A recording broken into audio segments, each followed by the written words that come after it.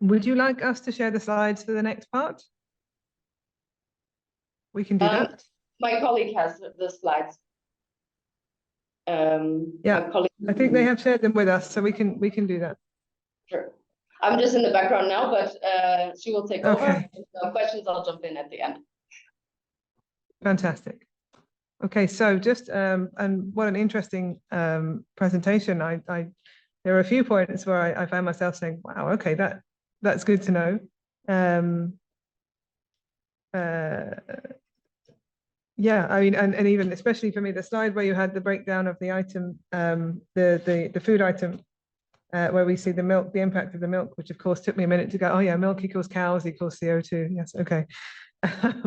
So really, really interesting, Sarah. Thanks very much. Now, thank you. We are going to move on, and there is a piece that we're going to hear about. This is the piece that's related to the logistics cluster REC project. The research is titled Environmental Sustainability in Humanitarian Supply Chains, Quantitative and Qualitative Baselines. And so we have a joint presentation between CHORD, Sarah's obviously with CHORD, as mentioned, the Kuehne Logistics University, and with the HumLog Institute at Hanken School of Economics. So we're joined as well, Sarah, I've introduced already. We're joined by Manijeh Komeili, who is a PhD student at Kuehne Logistics University, supervised by Maria Beziu. As a member of the CHORD group, her research is on the environmental sustainability of global humanitarian operations. Besides her studies, Manijeh gained practical experience as an industrial engineer on the railways and in software development. We're also joined by Virva Tuomala. I hope I'm pronouncing that correctly, Virva. Virva is a postdoctoral researcher at Hanken, focusing on sustainability and supply chain. Current projects include one on the sustainability of last mile deliveries, emphasizing the role of light electric freight vehicles and consumer engagement. Another project is within the humanitarian context, this one, focusing on waste management and reverse logistics in relief supply chains. So I think if we have Manijeh and Virva with us, I believe they're already here. And we shall move on to the presentation. Please take it away. Okay, I will start. So, hi, so my name is Virva. I'm from the HumLog Institute at Hanken School of Economics. And we at Hanken, at HumLog, we did the qualitative part of the REC overview. So I'm just going to give you a brief introduction into that because that's already been presented quite a few times and the report's been out for months already. So I'm going to give more of a floor to Manijeh with the quantitative part, which is much fresher. So I'm just going to go through what waste management actually is. So waste management generally contains of these three factors. So you have waste generation, waste composition, and waste collection. And then you have waste disposal at the end as well. But at the moment, we're going to focus on these three factors. So waste generation is a natural product of any kind of economic activity, urbanization, and of course, also humanitarian operations. Average waste generation per capita varies between 0.11 kilos to 4.5 kilos per capita. So that is a massive scale on how much it changes per person. Waste is usually composed of several different types of material, and it's very strictly categorized per material. Food waste is the biggest category of waste, and then followed quite closely by dry recyclables. So that would include things like plastic, cardboard, very like ordinary waste.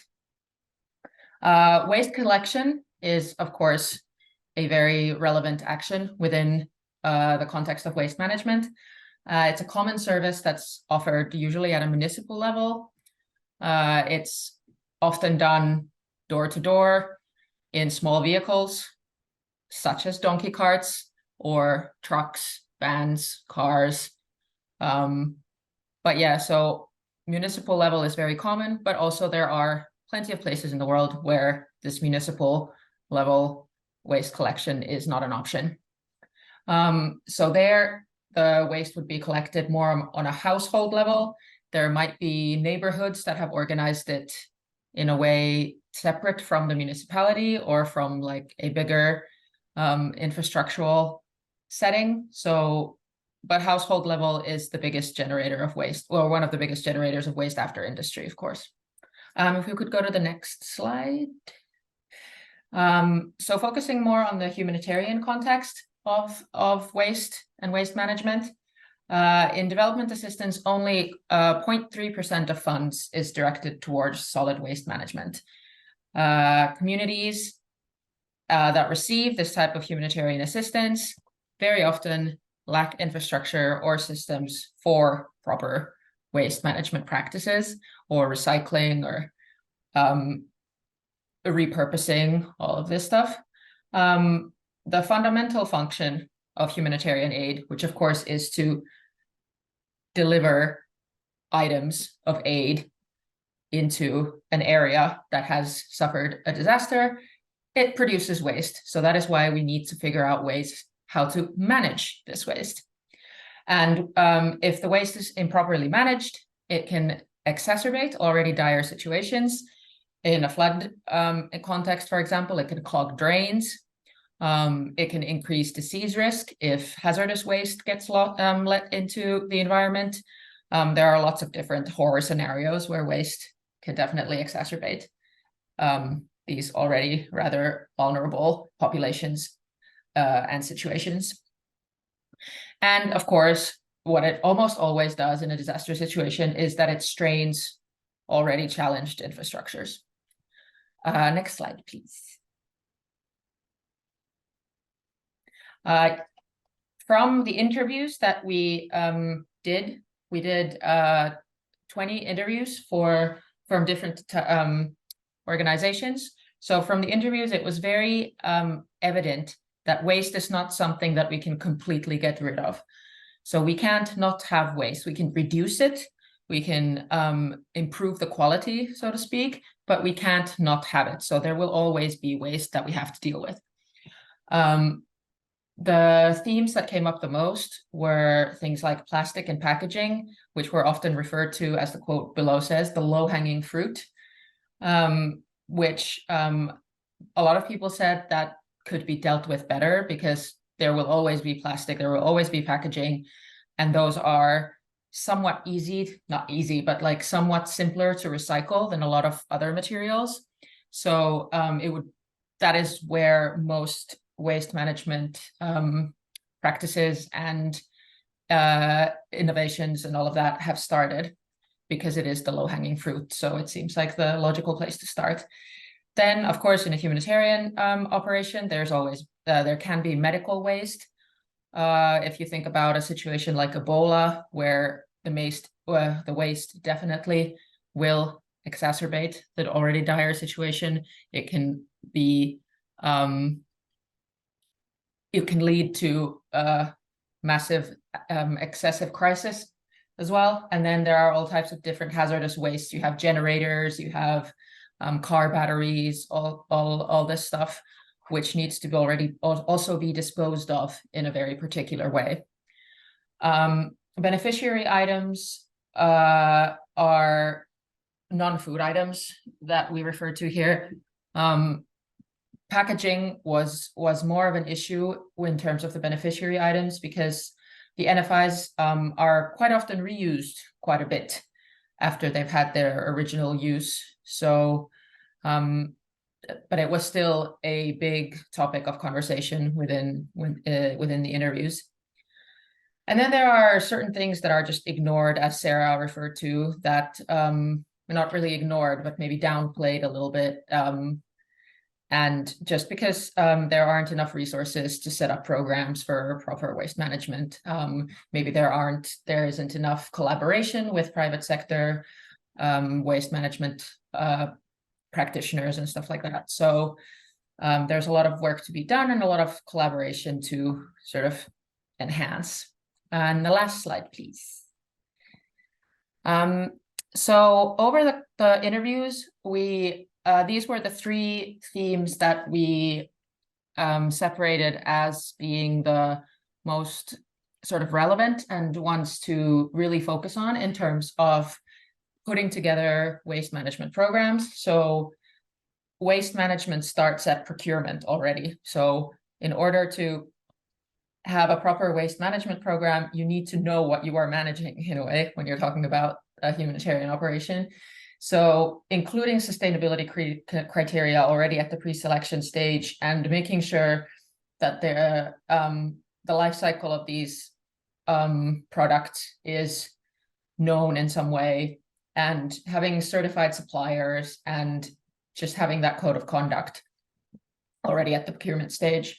Collaboration, as already mentioned, collaborating with private sector to learn about initiatives and different waste management programs, recycling options in terms of things like car batteries, IT generators, innovation, collaborating with innovation, startups, that sort of thing, and to be really at the forefront with like packaging design. And then localization, of course, always a hot word, a hot theme, finding common interest between humanitarian stakeholders, influencing local suppliers, and then, of course, training the local staff, local collaborations, local branches of organizations to take waste management into higher consideration.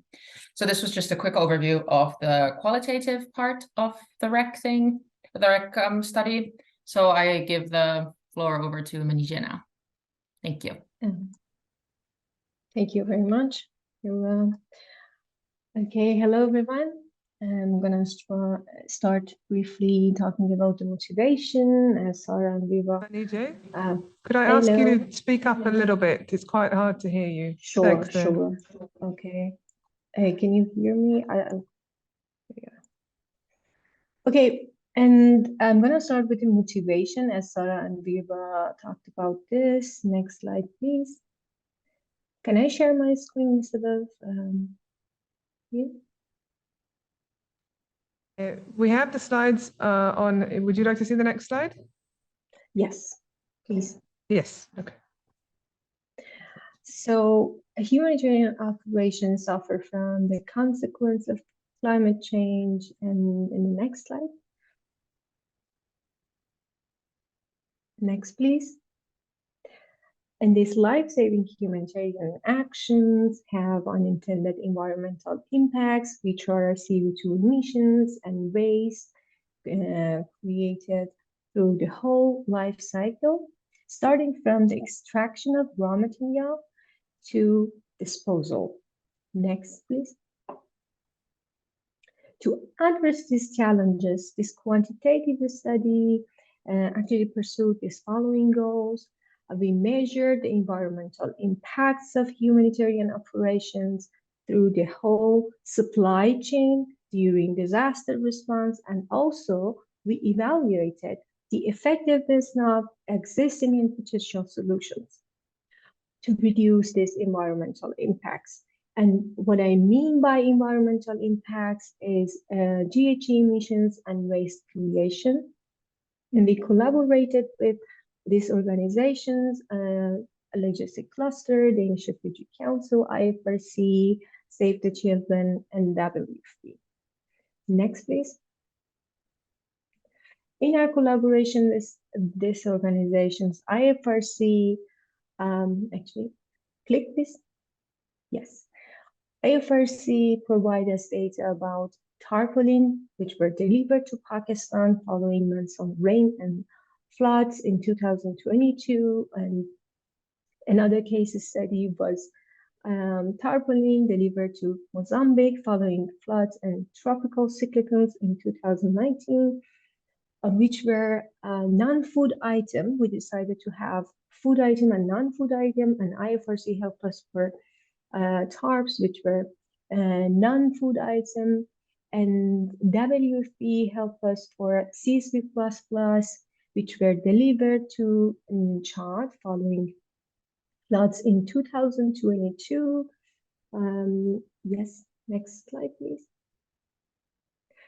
For the research methodologies, we use life cycle assessment to actually measure the environmental impact, starting from the extraction of raw material, production, distribution, usage, and ended to disposal. We didn't want to just have the LCA. We wanted a safe environment to simulate what will happen in other scenarios and in other options that humanitarian organizations have. So system dynamics help us to make this more dynamic. Next slide, please. In terms of data, you might be wondering what kind of data we gathered from those organizations. So we needed the modes of transport, like if they send it by ship, by airplane, by truck. We needed information regarding the warehouses, the duration, that they stored items there, weight of cargoes, the distance that they travel, cost, and the lead time. And also we needed information regarding waste treatment. And we know that data is not always perfect, so we had assumptions if we didn't have data, like waste treatment. We assume they send, for example, they have 90% open dumping and 5% open burning, and we change it in all different scenarios. And the output data was the amount of emissions and waste, which is connected to the environmental sustainability. We had response time, which is connected to social sustainability, and cost, which is connected to the economic sustainability. So we covered all the 3 pillars of sustainability. Next, please. First, we need. I know you're probably already are, but if I can ask you to speak up just a little bit more. Some of the participants are in meeting rooms and I think they're finding it hard to hear you. Thanks. Sure. We first started with the scope of supply chain. We provided the scope of supply chain. For example, in that case, they send items from, they send it to the manufacturer. From there, they send it to the prepositioning centers. From there to the country, and from there to the field warehouses. So we looked at the whole supply chain. Next, please. And we saw that if they change this scenarios, if they send it, for example, by other modes of transport, instead of sea, for example, they send it by air or other modes of transport, what will happen? Or if they have direct transportation, instead of sending to the prepositioning centers, what will happen? If they have local transportation, what will happen? If they have other sources of energy, what will happen? And if they have different raw materials, or maybe they have different types of waste treatment. Next, please. In the first case study was the tarpaulins delivered to Pakistan. Next. I'm going to describe what happened. Okay, these areas were affected, and IFRC sent tarps to these areas. Next, please.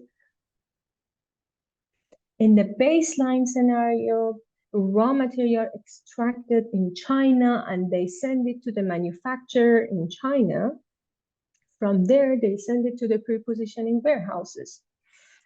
And there were also in-kind donation from Canada. And when disaster happened, they ship it to the Pakistan, to 20% from Dubai by sea, 70% from Malaysia by air, and 10% of items were shipped from Canada by air to Pakistan. And then they send it to the field warehouses, and then they distribute it to the beneficiaries. This is the base scenario. Next slide. And then we compared this with the other scenarios. Click. Please have 3 clicks. Yes. And first, when we can see that if they had recycling, they can reduce CO2 emissions 35%. if they had solar panels, they can reduce CO2 emissions 8% with more cost.